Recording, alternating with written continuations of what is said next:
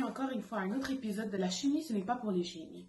Aujourd'hui, nous allons parler de la constante d'équilibre acido-basique et on a avec nous les scientifiques Nicolas Naoum et Karine Youssef Amacha pour bien nous éclairer sur le sujet. Merci Christa de me recevoir aujourd'hui sur votre émission.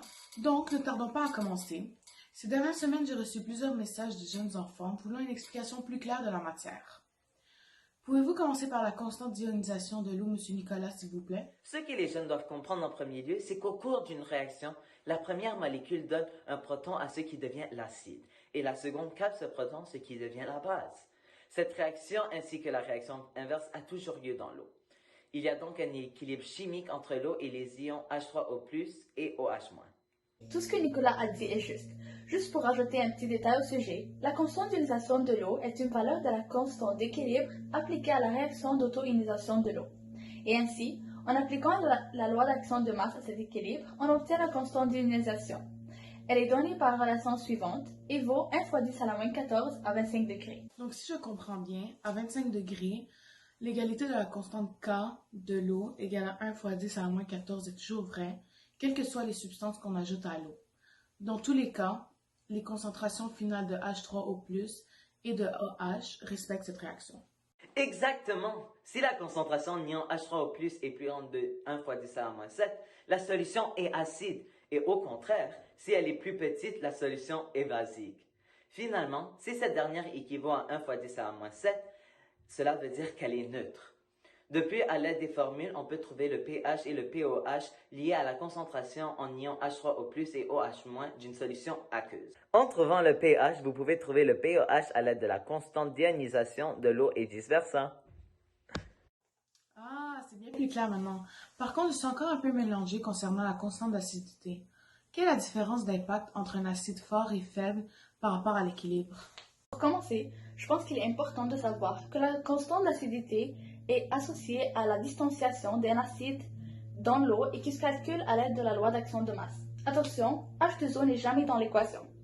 Ensuite, pour répondre à votre question, dans le cas d'acide fort où l'acide est dissocié au complètement, le résultat final de la concentration d'acide va être nul, donc il n'y aura pas un équilibre chimique.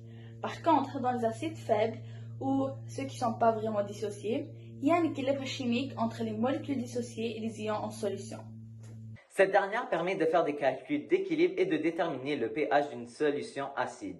Plus la constante d'acidité est élevée, plus l'acide est fort. Oh, alors si je comprends bien, c'est le même processus qui va poursuivre à la constante de basicité. Tout comme pour les acides, la force d'une base est liée à son degré de réaction. Si l'on se retrouve avec des bases fortes, ils vont réagir complètement et il n'y aura pas d'équilibre chimique. Par contre, si on se retrouve avec des bases faibles, ils vont réagir partiellement et il y aura donc un équilibre chimique. Vous avez bien raison. En effet, la constante de basicité est définie comme étant une constante d'équilibre associée à la dissociation d'un base dans l'eau et qui se calcule à l'aide de la loi de masse. Donc, à l'aide de ces formules, on peut effectuer des calculs d'équilibre et déterminer le pH d'une solution basique. Puisque certains de nos abonnés sont plus visuels, pourriez-vous résoudre un problème qui m'a été envoyé par un élève qui n'a pas pu le résoudre lors de son examen?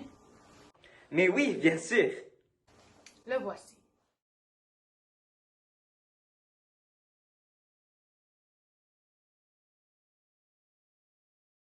La première étape pour ce problème est d'écrire la formule chimique. La voici. Après, il faut faire la progression de la réaction dans un tableau. La première ligne représente la concentration initiale de la réaction et la deuxième ligne représente la concentration à l'équilibre de la réaction. Les X représentent la variation. La troisième étape est de calculer la concentration à l'équilibre à partir de la loi d'action de masse. À la fin, ça vous donnera une équation à double variable. Avec votre calculatrice, vous allez peser le mode 6,2. Ça vous donnera 2x. Le x négatif sera rejeté car une concentration ne peut pas être négative et l'autre x sera votre concentration à équilibre.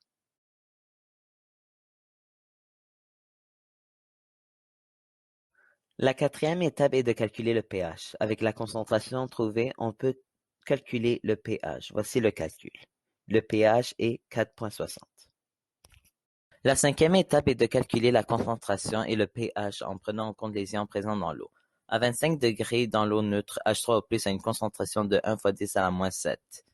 En additionnant les deux concentrations d'H3O+, on obtiendra la nouvelle concentration qui prend en compte l'eau. Avec la nouvelle concentration de H3O+, nous pouvons trouver le pH. Voici le calcul. Finalement, le pH est 4,60. Finalement, on peut répondre à la question A. On ne prend généralement pas en compte les ions H3O+ initialement présents dans la solution car dans ce cas-ci, il n'y a pas de différence de pH. Pour la question B, il faudrait prendre en compte les ions H3O+ provenant de l'autoprotolyse de l'eau lorsque la concentration en H3O+ est en dessous de 10 à la moins 7 mol par litre. Alors, il faut en tenir compte quand les solutions d'acide sont fortement diluées. Merci beaucoup, Monsieur Naoum et Madame Aracha, de votre présence aujourd'hui. C'est très apprécié et je pense que vous avez aidé beaucoup de nos jeunes auditeurs. À la prochaine pour un autre épisode de La chimie, ce n'est pas pour les génies.